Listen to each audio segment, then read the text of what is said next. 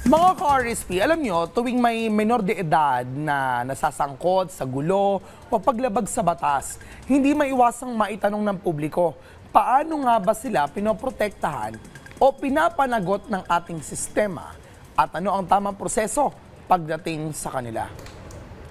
Kaya naman ngayong umaga, hihimayin natin ang Republic Act 9344 o ang Juvenile Justice and Welfare Act of 2006, lalo na ngayon na nakakabahala ang mga ulat kung saan may mga kabataang nadadamay sa karahasan. Kaya mahalagang malaman natin kung ano nga ba ang sinasabi ng ating batas. Rise and shine once again, Attorney Ruel Ilagan, ang presidente ng Integrated Bar of the Philippines, Quezon City Chapter. Attorney, nabanggit mo na, ano po ang RA 9344 at ano ang layunin nito?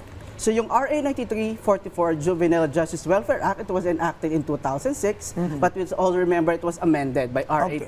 10630 in 2013. So basically, naglalayo siya na ihiwalay yung sistema ng batas sa mga kabataang nasasangkot o sinasabi nating lumabag sa batas. Okay. Under that, pinag-uusapan din yung pagkakaiba ng child in conflict with the law at children at risk. Tell us more. Yung children in conflict with the law as opposed to adult offenders, narinig natin mga akusado. Okay. Diba? Yung children in conflict with the law, ito yung mga kabataan na sinasabi natin na lumabag sa batas. Okay. Yung children naman at risk, ito yung mga kabataan na hindi lumalabag sa batas, but because of their situation, maaari silang lumabag sa batas katulad ng mga bata sa langsangan. Because of their situation, they are prone basically na mag-commit ng mga crimes at saka lumabag sa batas. Ito yung mga children at risk. Okay. Paano ang proseso at ano ang pananagutin o pananagutan rather ng isang menor de edad na nasangkot sa isang krimen sa ilalim ng ating batas at paano tutukuyin ang kanyang pananagutan ayon sa lalim ng krimen at maging edad? Okay, so ngayon kailangan itandaan ano ba yung edad nung bata. Okay. Unang-una, pag 15 years old and below, they are exempt from criminal liability. Ibig Okay. sabihin, hindi sila pwedeng maparusahan ng batas. But they will go community-based intervention programs. Okay? Pagka naman 15 years old and above, but below 18, mahalaga dito malaman natin kung may discernment yung bata or walang discernment. Okay? Pag mayroong discernment, then meron tayong diversion programs. Pagka naman walang discernment, wala rin silang criminal liability. Okay, so paano natin ipapaliwanag yung konsepto nitong discernment? Paano ito pinatutunayan sa isang menor de edad na may na 15 hanggang bago mag 18 years old? Okay, so for children in conflict with the law, 15 years old but below 18, malalaman natin yung discernment. I-assess natin basically ano ba yung behavior ng bata bago, during, and after niya magawa yung krimen. So halimbawa, gumawa siya ng krimen, planado yung krimen, di ba? Okay. Yung lately, yung issue. Go ahead, so, Attorney. planado siya, ibig sabihin, mayroong evident premeditation. So, ibig sabihin, alam niya, unang-una na mali yung ginagawa niya at alam niya rin yung legal consequences ng mga ginagawa niya. Ito yung discernment. Halimbawa din, nagnakaw yung bata, tinago niya yung bagay na ninakaw niya. Ibig sabihin, alam niya na mali yun. Kaya niya tinatago. So, dito natin i-assess kung may discernment o walang discernment yung bata nung ginawa niya yung krimen. Okay, since menor de edad, may pananagutan ba ang magulang dito?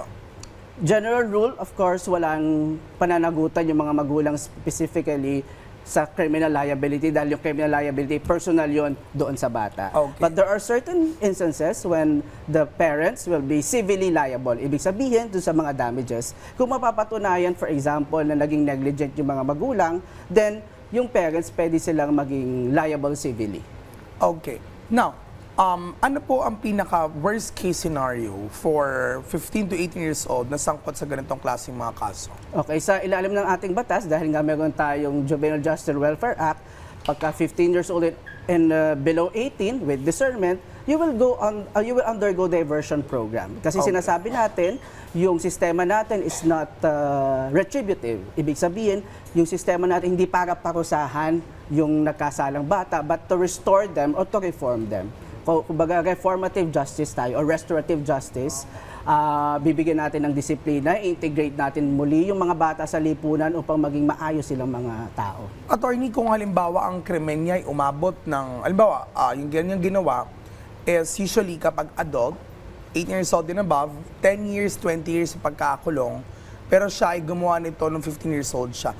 Pagka 18 ba niya, dahil siya ay, hindi na menor de edad, pwede na siyang dalhin sa kulungan para ikulong, may mga ganong instances ba? Okay, so maaring mangyari yan kasi maaring magtagal yung kaso. So at that time, for example, 18 years old na siya, nasa diversion programs pa rin or community-based program, Okay. depende yan sa DSWD, i-assess ngayon ng DSWD kung pwede ba siyang ilipat na or dapat mag-undergo pa rin siya ng diversion programs under their custody. Kasi usually they would say, bata pa ako, hindi ako makukulong. Hanggang saan yung limitasyon on statements like that? Okay, una nating tandaan, ang importanting time is at the time of the commission of the crime. Okay. At the time of the commission of the crime, bata ka pa, 15 year under dito sa Juvenile Justice Welfare Act, yun ang pinaka-importante. Okay. Okay, so at that time, wala kang discernment at saka meron kang discernment. Kung halimbawa tumagal yung kaso, naging 18 years old ka na, tapos pending pa rin yung case, then i-assess ngayon Okay. ng DSWD kung mananatili ka doon sa intervention program sila or ililipat ka na sa normal criminal justice system natin. Okay. In the end, paano nagkakaroon ng pagkakaiba sa pagtrato, lalo na sa mga adult offender?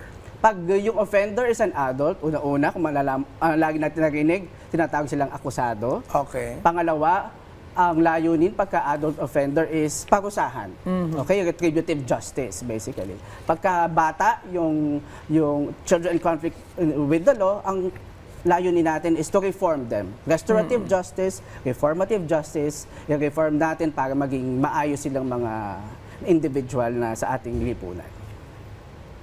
So, mahalagang tandaan na ang Republic Act No. 9344 hindi laang nakatuon sa pag-iwas sa pananagutan, kundi sa pagtitiyak na ang mga batang nasasangkot sa paglabag sa batas ay nabibigyan ng angkop na gabay, rehabilitasyon at pagkakataong magbago.